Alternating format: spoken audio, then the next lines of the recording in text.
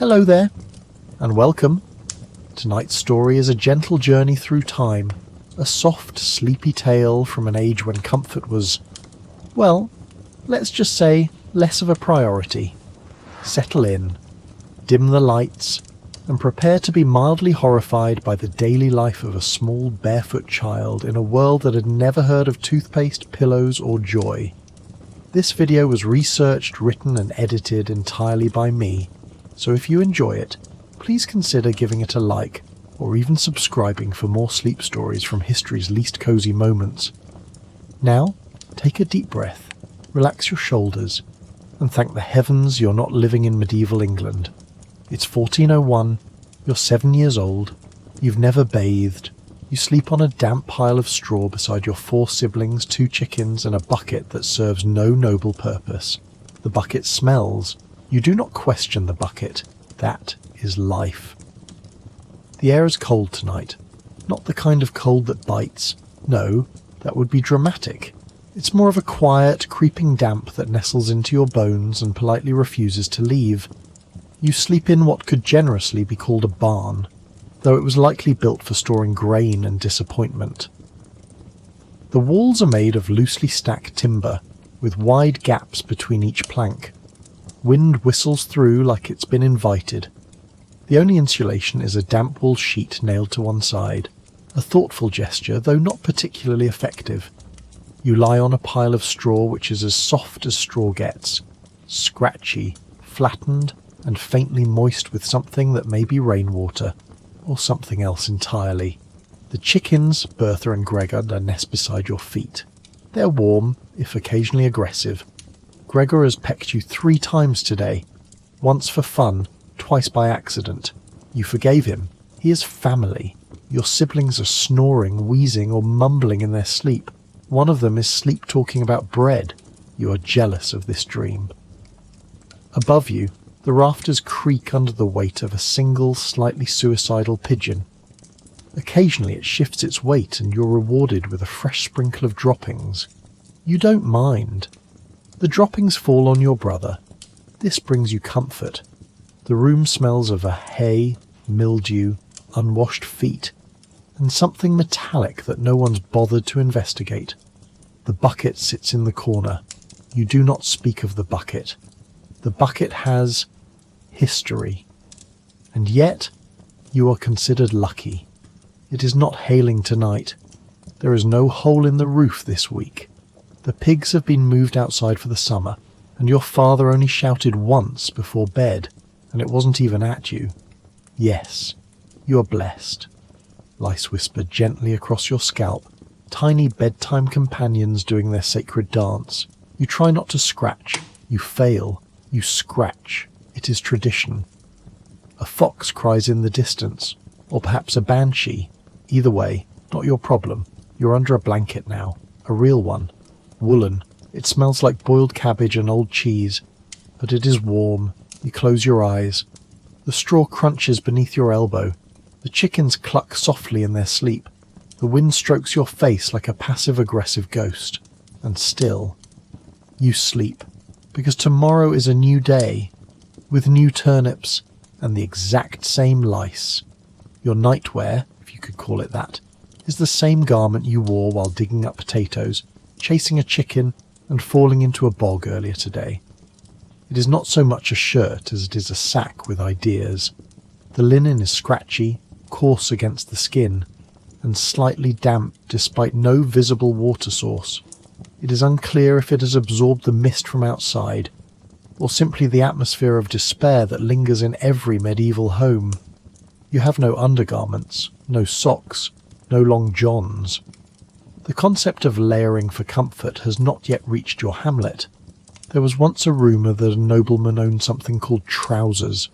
He was beheaded shortly after. Coincidence? Perhaps. The wool blanket wrapped around your shoulders is thick, but not kind. It is the sort of wool that bites back. It crackles with hay seeds and the vague memory of livestock. You itch, constantly. But that's just how life feels. A long, uninterrupted itch. On your feet, shoes. Though that is an optimistic term. These are blocks of carved wood strapped to your soles with strips of old leather. Technically, they are clogs. Spiritually, they are punishment. You wear them to bed, not for fashion, but to stop your toes from freezing off in the night. You have already lost feeling in your left pinky toe. You miss it. It was your favourite. Your sibling beside you stirs in their sleep, pulling the blanket halfway off your legs. You do not fight. You accept this betrayal quietly. You're too tired for conflict. You're too itchy for vengeance. Your neck is cold. Your elbows are chafed. Your lower back is exposed to the elements as your shirt rides up slightly when you lie down. There is no solution to this. The shirt is not long. Your dignity is shorter, and in some small way you are lucky, because tonight the shirt is yours. You didn't have to share it with the baby. Progress.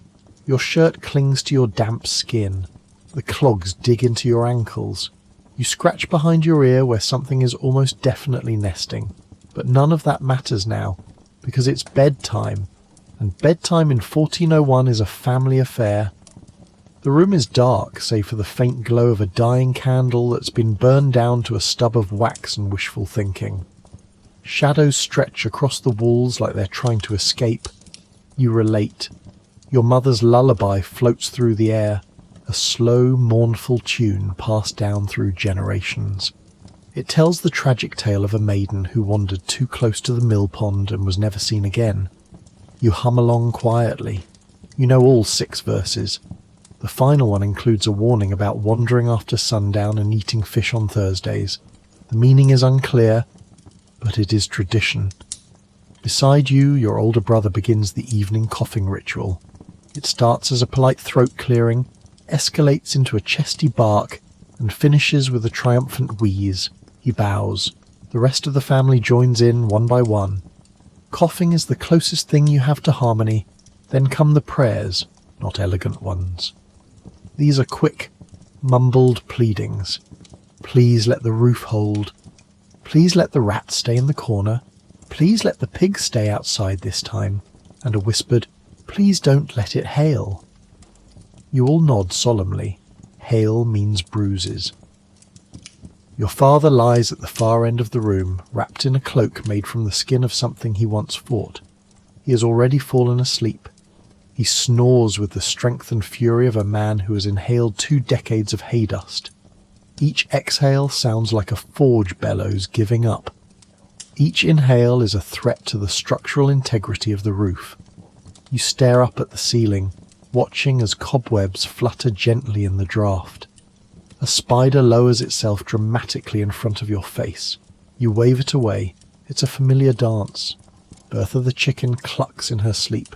She has night terrors. Someone farted. No one claims it. That is love. And in this cold, scratchy, wheezing pile of limbs, you feel something almost like peace. Because bedtime, for all its horrors, means one thing. You've made it through another day, and with any luck, you'll do it again tomorrow. Your home is, quite literally, one room. No corridors, no fancy staircases, no cosy reading nooks. Just one single, small space where everything happens. Cooking, sleeping, arguing, praying, and the occasional attempt at personal hygiene. The walls are a patchwork of sticks and mud, something the grown-ups call wattle and daub. In reality, it looks like someone angrily shoved twigs and clumps of dirt together and hoped for the best. In places, the mud has cracked into jagged lines, like the scars of an ancient battlefield. In others, it has crumbled away entirely, leaving you to wonder if a strong breeze might carry the whole thing off one day. Your father insists the walls are solid enough, though he admits a few gaps might let in the odd mouse or two. Mice, you remind yourself, are better than rats. You try to picture the walls as fortress-like and fail spectacularly. There is no door to speak of. Instead, a heavy curtain made from your late uncle's old tunic hangs across the entrance. The tunic is rough, stained, and smells faintly of fish and despair. No one dares wash it. It's held together by sheer stubbornness and a few loose threads. Pulling the curtain aside feels like breaking a fragile spell. You sometimes think of asking your mother for a proper door, but you don't. The curtain is a part of the house's charm, if you can call it that. Windows? Not quite. There are gaps, uneven spaces between the sticks that let light and air sneak in during the day, and more importantly let the smoke from the cooking fire escape. The smoke drifts lazily upwards, curling around the low ceiling beams and finding its way out through a hole patched with an old piece of animal hide. Sometimes the smoke makes your eyes water. You pretend it's part of the ambience. Occasionally small birds fly in through the gaps, flutter around in panic, and then fly back out. If you're feeling generous, you leave them be. After all, they eat the bugs that swarm relentlessly. The roof is made of thatch, but not by any skilled craftsman. Your cousin, who is 7, blind in one eye, and very proud of his work, built it himself. The result is patchy at best. You can see stars through the thatch on clear nights, which your mother says is romantic, but you suspect she just wants to distract you from the cold. When it rains, the roof sometimes leaks. You've learned to position your sleeping spot to avoid the worst drips, though your right shoulder often ends up damp. At least you're not sleeping outside, you tell yourself.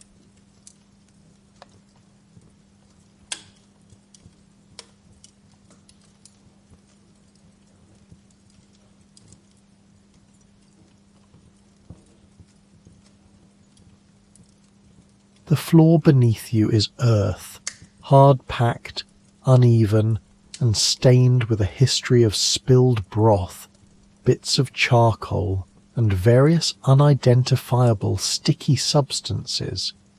It's a tapestry of everyday life, though you wouldn't want to touch it with your bare hands. Once, you found an old coin buried near the fire pit. You felt rich for a whole afternoon. You used that coin to buy a single turnip at the market, which you considered a feast. Furniture is sparse and utilitarian. A few low stools sit awkwardly in corners. The table is a rickety slab of wood, rumoured to have once been part of a shipwreck far away. It wobbles dangerously if anyone leans on it too hard. Above it, a shelf holds a few treasured items. A cracked clay jug that leaks when filled too high, and a comb with only 3 remaining teeth, which you cherish despite its limited use. Beneath the table lives Pig. Yes, Pig. Pig is a large, lumbering creature with bristly fur and a snout that is perpetually sniffing for food. He grunts with an impressive range of emotion: hunger, annoyance, and the occasional grumpy greeting when you accidentally step on his tail. Pig is both companion and heat source. In cold weather, you curl your feet near him and pretend you're sharing a royal bed, rather than the floor of a barn. You sometimes wonder if Pig understands more than you think. You like to believe he watches over you, keeping the cold and the worst of the night creatures at bay. Someday, you know, Pig will become dinner, but for now he is family. Despite the smell, the holes in the walls, the absence of doors and windows, and the constant chill, this one-room house is all you've ever known. It is your fortress against the unknown world outside, a place where love and hardship mingle like the smoke and the soot on the ceiling beams. And as you lie down to sleep tonight, surrounded by the familiar creaks and murmurs, you find a strange comfort in the imperfect shelter that keeps you safe, for now. The day's meal arrived with all the ceremony of a drizzle on a damp morning. You gathered around the table, a plank of wood so worn it looked like it might crumble if you pressed too hard, along with your 5 siblings and your parents. The air was thick with the mingled scents of yesterday's stew, smoke, and the faint, lingering hope of something better. Your portion was, as always, modest. In fact, it was smaller than usual, but you accepted it without complaint. After all, complaints are best saved for the fleas, not the food. Today's menu featured turnip. Again. turnip, the vegetable that stars in your dreams and haunts your waking hours. Its pale flesh, soft and soggy from hours of boiling in a pot that's seen better days. But this turnip was special. Inside, nestled deep within the soft flesh, was a wriggling worm. A lively, uninvited guest. Your father inspected it with a proud nod. "Extra protein," he said, smirking. "You're getting spoiled, you know." You poked the worm with your spoon and watched it squirm. The worm was a marvel, a tiny wriggling sign that even the simplest meals had their surprises. You considered it a delicacy, a bonus course served by nature herself. The wooden spoon you ate with was the only one at the table. It had been passed around so many times that its surface was smooth and shiny from use, its edges worn soft. Sharing one spoon among 6 people demanded patience and precision. You ate in age order, oldest first, youngest last. Sometimes you got a mouthful, sometimes a scrape of broth. Today, fortune smiled on you with a generous scoop. The oats were ever present, cooked slowly in water, boiled to a bland mush that clung stubbornly to the sides of your bowl. There was no milk, no honey, no sugar, just oats, always oats. The staple of your life, dull but dependable. There was no spice to enliven the meal, no bursts of flavour, no treats or surprises, just the steady, reliable taste of oats and turnips. You'd heard stories of cinnamon and sugar, words whispered like magic spells in the village market, but such luxuries belonged to nobles, far away in their stone castles. Bread was a rare guest at the table. When it appeared, it was hard enough to shatter teeth and thick enough to double as a weapon in a pinch. You chewed cautiously, mindful not to lose a tooth before you'd even grown them all. Despite the humble fare, your father wore a smile as he munched on his portion. "You're spoiled, lad," he said, nodding at your worm-infested turnip. You returned the smile, unsure if he was teasing or genuinely proud that you hadn't rejected the meal. You ate slowly, savouring the warm food not because it was delicious, but because it was necessary. Each bite a small victory against the gnawing hunger and the hard day ahead. And as the meal ended, you quietly hoped tomorrow might bring a different vegetable, or at least a worm with better manners. When the world quiets down and your eyes grow heavy, your thoughts wander to things brighter than the straw beneath you or the damp walls surrounding you. You dream small dreams. Big dreams would be reckless. But a second shirt, that feels like a luxury. Not a shirt embroidered with gold or sewn with silk, but just a clean shirt. A shirt that isn't stained with last month's soup or yesterday's dirt. A shirt with no holes, no mended patches held together by hope and twine. Sometimes you imagine slipping off the one you wear now and folding it neatly, something you've never done, before pulling on the fresh, soft fabric of another shirt. You think this might make you feel new, like the dawn after a long dark night, and socks. You think about socks too. Just one would do. A single warm woolen sock that covers your foot, that doesn't itch or pinch or smell faintly of damp straw and forgotten barns. You imagine how it would feel to wear it, soft, comforting, like a tiny hug for your toes. No one else talks about socks. Socks are secret treasures you tuck away in your heart. You dream of a future far enough ahead that your skin isn't always cold. You want to become a stable boy. Not because you love horses, they smell like manure after all, but because you've heard whispers of hay that isn't damp, hay that's golden and dry, warm enough to curl into a ball and fall asleep without waking up soaking wet or crawling with fleas. You imagine lying down in that hay, soft and warm, under a roof that doesn't leak, breathing air that isn't thick with smoke and sorrow. Once, on a rare trip to the market, you saw something extraordinary. Tapestry. It hung from a noble's cart like a shimmering dream. The cloth was alive with colours you'd never seen before. Deep blues that reminded you of the sky just after sunset, reds so vibrant they seemed to burn with their own light, and greens that whispered of forests and fields. The tapestry told stories, told of distant castles, grand feasts, and wide-open skies where birds soared without a care. You stood there, mesmerised, unable to look away. For a moment, the world beyond your village opened like a window you never knew existed. You dreamed then not just of survival, but of life, bright, rich, and full of colour. Though your reality is straw and stone and the steady ache of hunger, your heart carries those colours. They paint your dreams with hope. You imagine a day when the walls around you will be solid, painted, warm, when your feet will be wrapped in soft cloth and your bed will not be a pile of damp hay.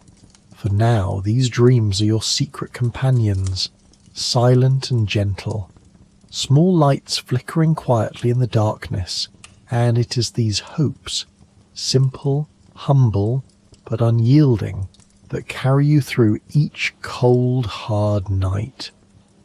In a village as small as yours, news spreads slower than a wheezing cart on a muddy road. But once it gets going, it's impossible to miss. Tonight's headline is nothing short of extraordinary. Marjorie, who lives 3 cottages down, recently gave birth, or so she says. Whether what she delivered was a child or a turnip remains a mystery. The villagers aren't sure themselves. Some swear the baby looks more like a root vegetable with arms and legs. Others think it's the sleep deprivation talking. Either way, Marjorie has named it Greg.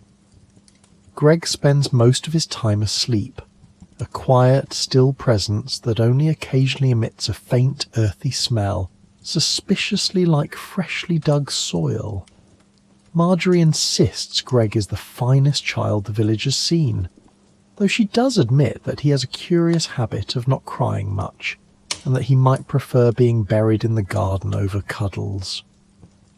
You've heard whispers that the midwife was less than enthusiastic about the birth, but everyone agrees she did her best under difficult circumstances, armed only with twine, a dull knife, and some questionable herbs that may or may not have been expired.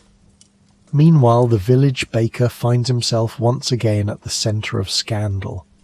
The bread he bakes rises too well, too quickly.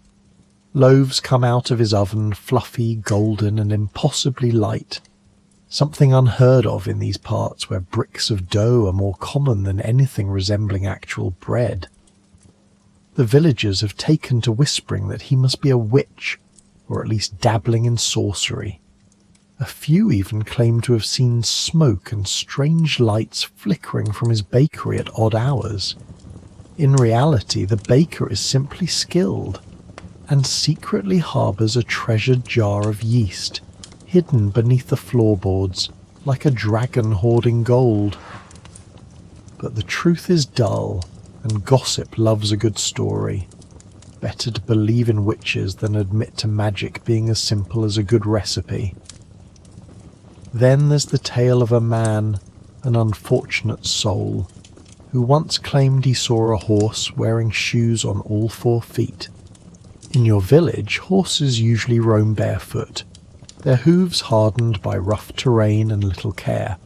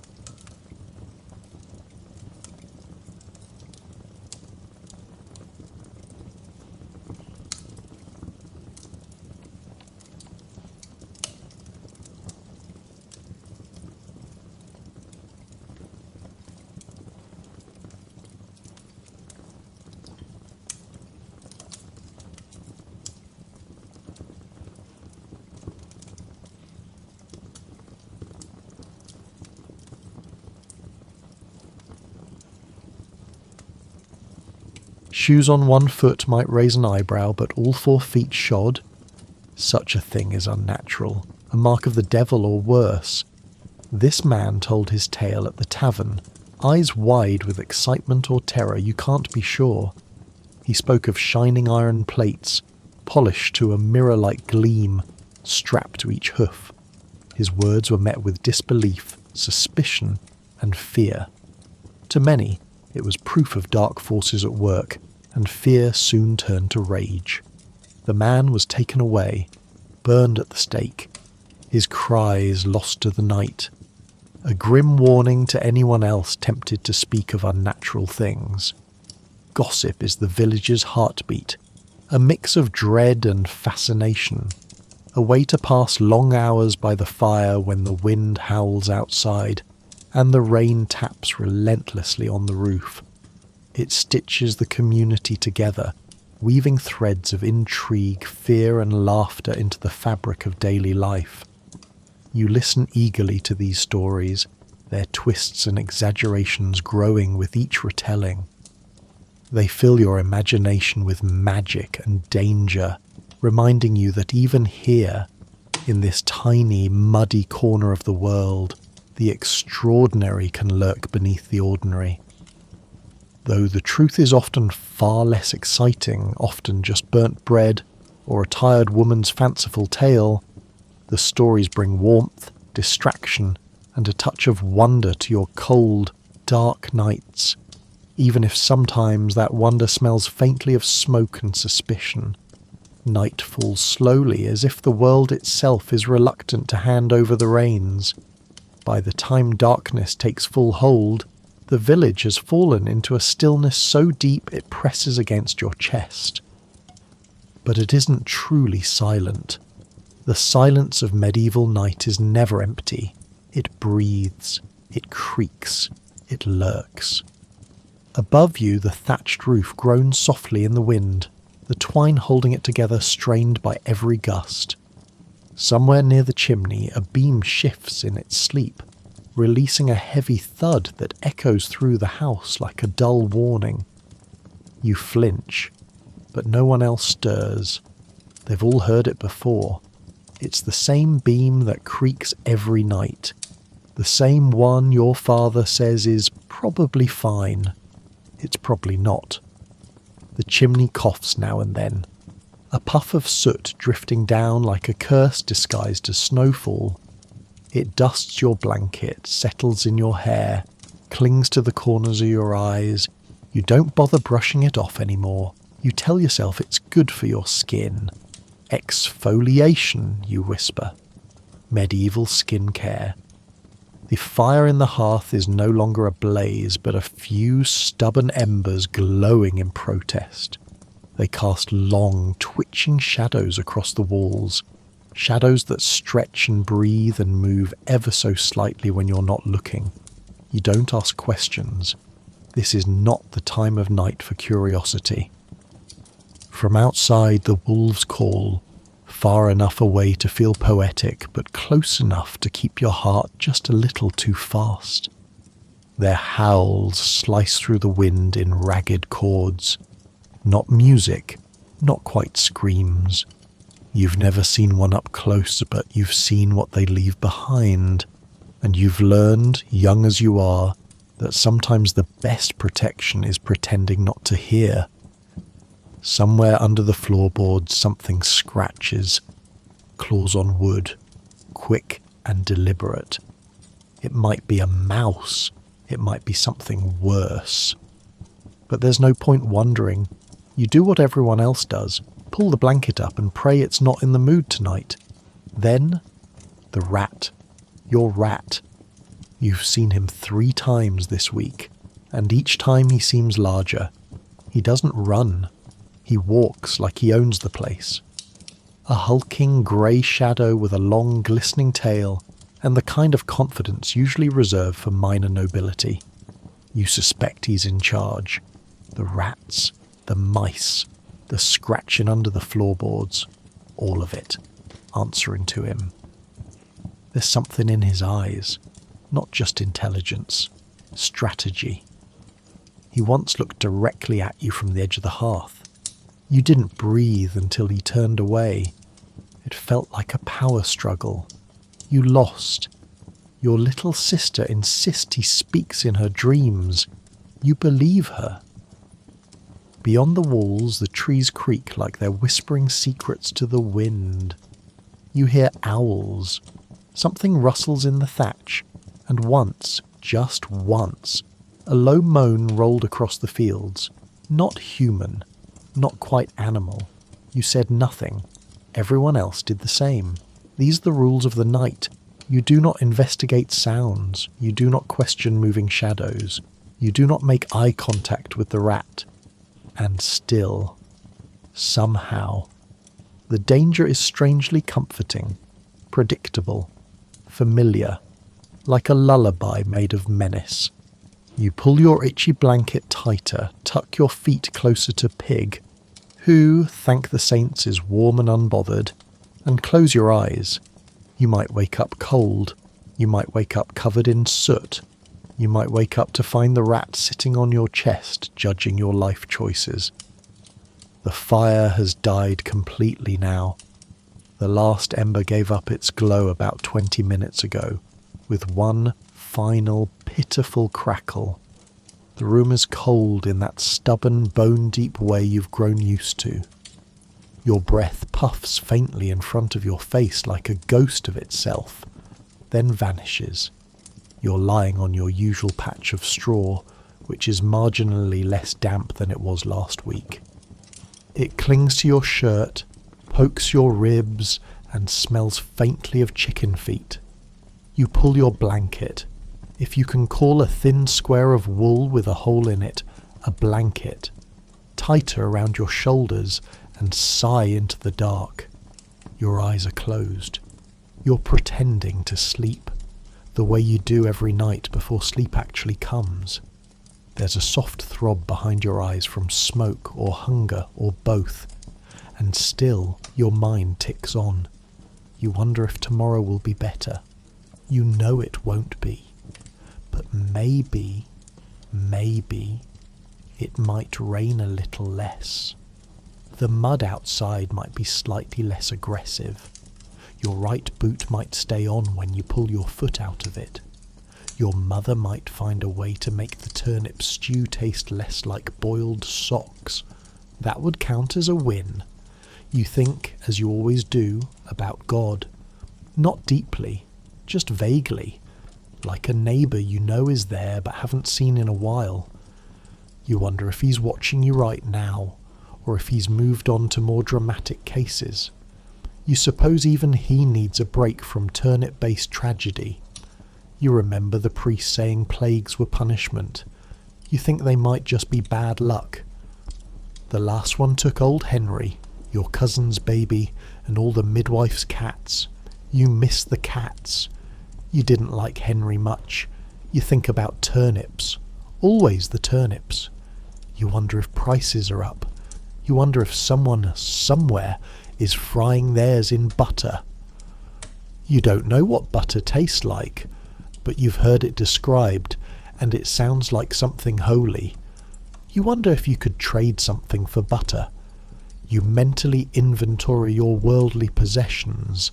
One comb missing all its teeth, a rock shaped like a duck, and a button that's not from anything you've ever owned. You briefly consider starting a button collection. Then you remember you only have the one. Your stomach growls softly. It's not the kind of hunger that roars. Not anymore. It's quieter now. Polite. The hunger of someone who knows they'll get nothing and doesn't want to make a fuss. Next to you, your younger brother shifts under the shared blanket. He's barely more than a bundle of limbs and cold toes. You hear him sniffle. Just once. Then, after a few seconds of silence, a soft, broken sound.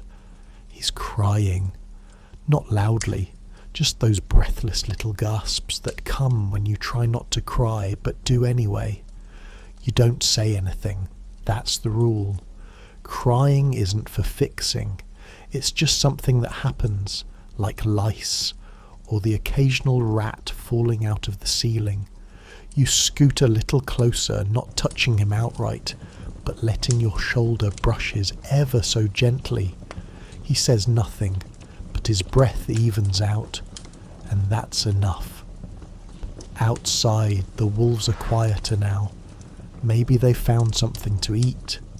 Maybe they've just given up, like you have.